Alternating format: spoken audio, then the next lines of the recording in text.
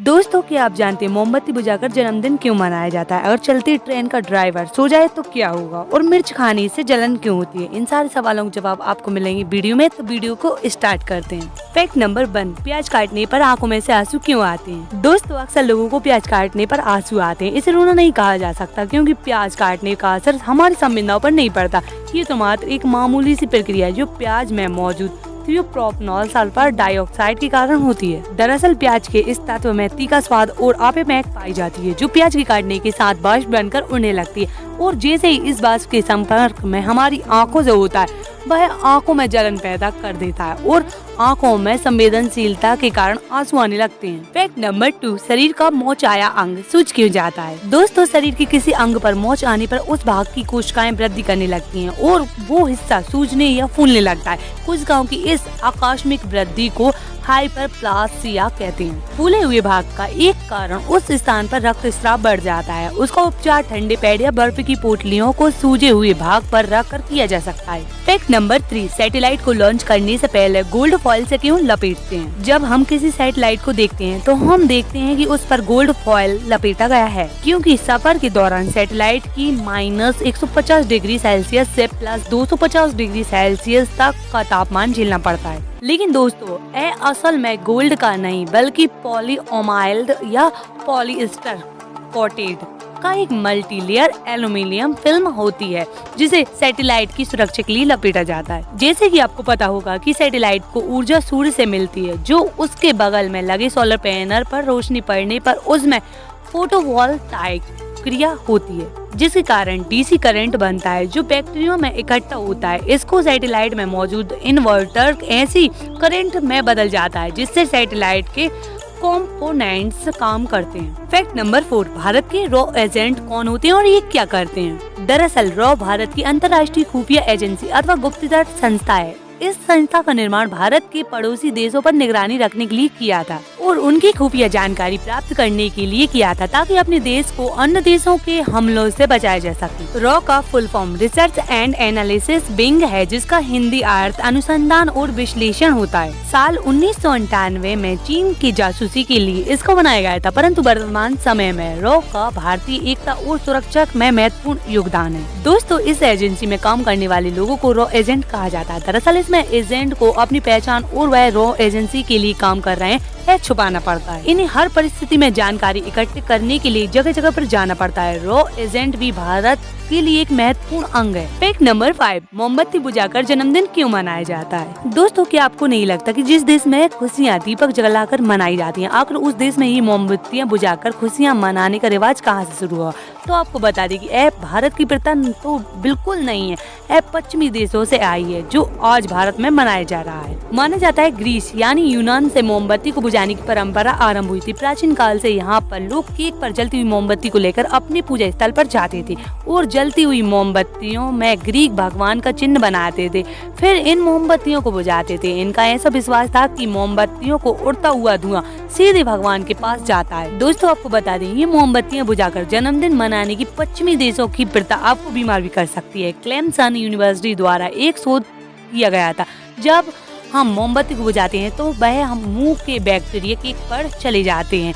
वहीं जब आप किसी को केक खाने के लिए देते हैं तो लोग केक कम बैक्टीरिया ज्यादा खा जाते हैं। रिसर्च बताती है कि जन्मदिन के मौके पर मोमबत्ती लगाना और उन्हें बुझाना सेहत के लिए घातक हो सकता है। सनातन देश कहे जाने वाले भारत में मोमबत्ती जलाना तो शुभ है, किंतु उन्हें जलाकर स्वयं ही बुझा देना अशुभ माना जाता है।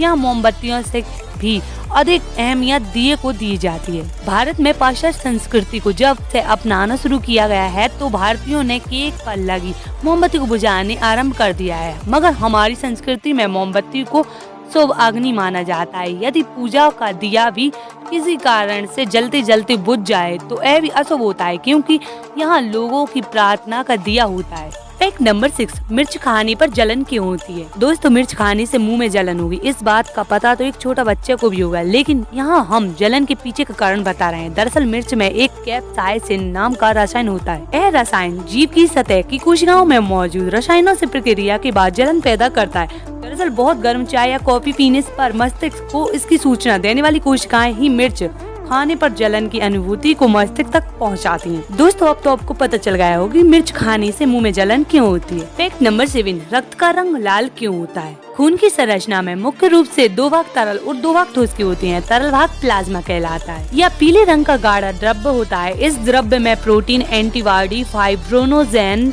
या इसे कहें तो खून का थक्का जमाने के लिए आवश्यक वसा, लवण, कार्बोहाइड्रेट आदि मिले रहते हैं। शारीरिक वृद्धि के लिए प्रोटीन, विषैले पदार्थों की समाप्त करने के लिए एंटीबॉडी और कट जाने या चोट लगने पर बहते खून को रोकने के लिए फाइब्रोनोजेन की पूर्ति खून के इसी भाग से होती है। खून के ठोस भाग में श्वेत रक्त कण, लाल रक्त कण और प्लेटलेट्स होते हैं।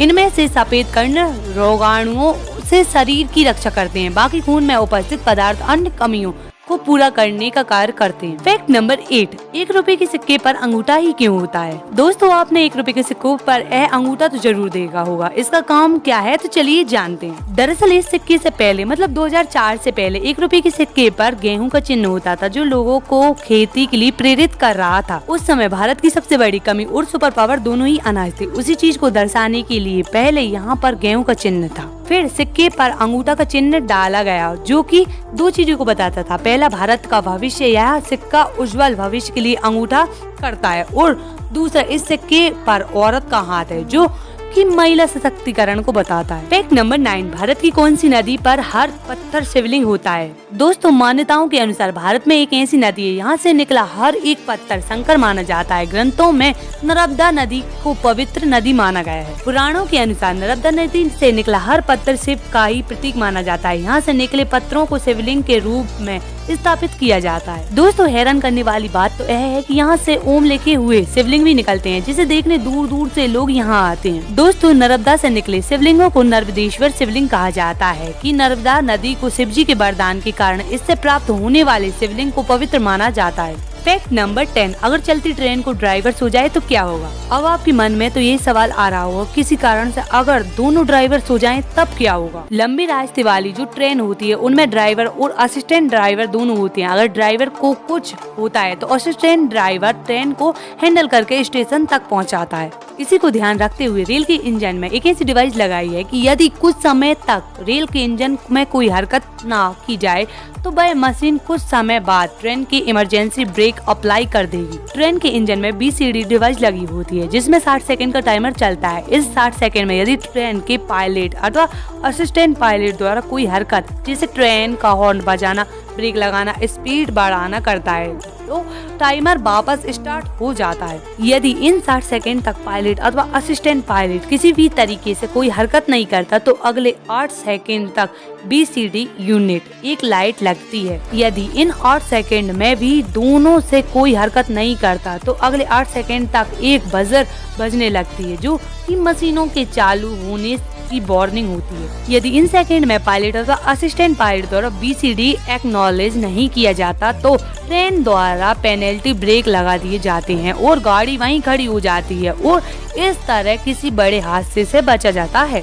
उम्मीद है दोस्तों वीडियो अच्छी लगी तो वीडियो को लाइक करें, चैनल को सब्सक्राइब करें। Thanks for watching, thank you. और कमेंट बताएं इनमें से आप कितने फैक्टों को जानते हैं, कौन सा फैक्ट आपको सबसे अच्छा लगा। Thank you guys.